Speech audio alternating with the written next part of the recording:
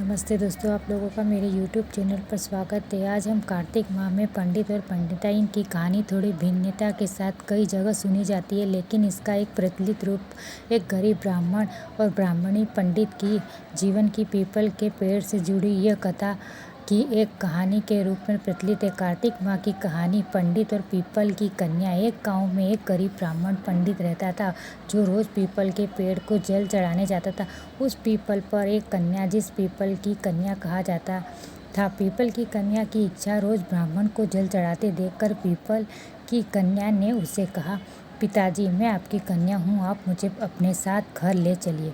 ब्राह्मण की चिंता। ब्राह्मण के पहले ही 6 बेटियां थी और वह बहुत गरीब था, इसलिए वह चिंतित हो गया।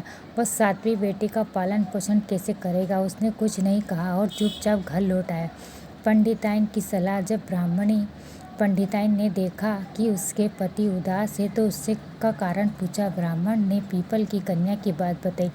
पंडिताइन ने कहा, इसमें चिंता की क्या बात है, जहाँ 6 बेटियां हैं वहाँ एक और सही, आप उसे कल ले आए।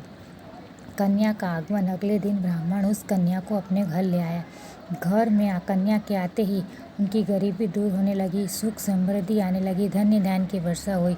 उसी दिन जब ब्राह्मण भिक्षा आटा मांगने गया तो उसके थैले भर भर कर आटा मिला। घर पर कन्या ने जिस चीज़ को हाथ लगाया वह बढ़ने लगी और उनके घर में अन्य धन के भंडार भर गए।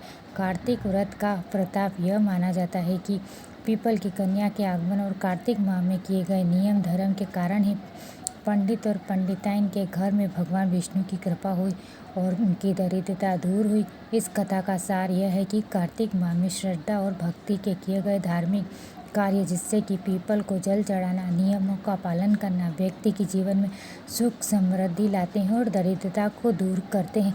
यदि आप लोगों को कहानी अच्छी लगी हो तो लाइक शेयर सब्सक्राइब जरूर करें। धन्यवाद।